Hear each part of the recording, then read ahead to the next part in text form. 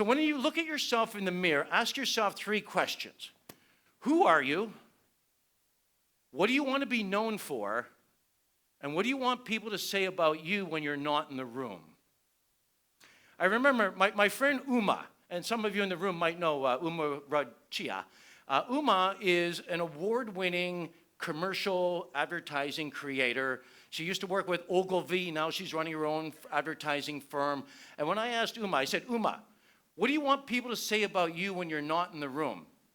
And she said, where's Uma?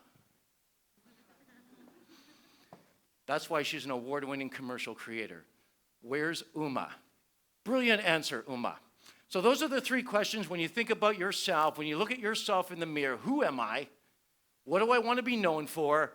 And what do I want people to say about me when I'm not in the room?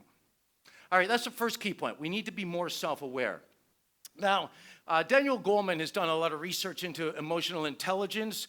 Now, we're not going to dive into this at all. This is an entire masterclass on its own. We're just going to highlight some of the key points and the direction of the arrows. So starting in the top left corner around self-awareness, which is what we just talked about. That's where the starting point is. There's 2 directions, going from self-awareness to other awareness, understanding other people's emotions, empathy, going downward. When the action piece, this is around regulation, regulating our emotions, being in control of ourselves, and then you'll see those 2 then lead down into the bottom right, which is where we build those effective teams and those effective relationships. So that's the second key point we need in order to be controlled: self-awareness and emotional intelligence. We're going to talk a bit more about empathy later. Now, another thing we need to do is to be more mindful of what's going on all around us. Now, mindfulness is not only sitting there and meditating and helping us to get in touch with our spiritual self. That's part of it. It's much deeper than that. My background's in neuroscience, and Shirzad Shamin, who is the founder of Positive Intelligence, he created what is called PQ reps. Now, I realized I was doing these all my life.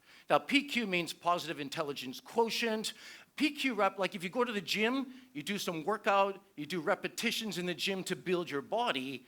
PQ reps are designed to build a mental muscle. And we should be doing about 100 PQ reps every day. This builds the mental muscle that allows us to be able to do higher cognitive functions like emotional intelligence, like empathy, insight, flow, any of the other higher cognitive functions. So right now, I'm going to introduce some of these PQ reps for you, and we're going to do them all together.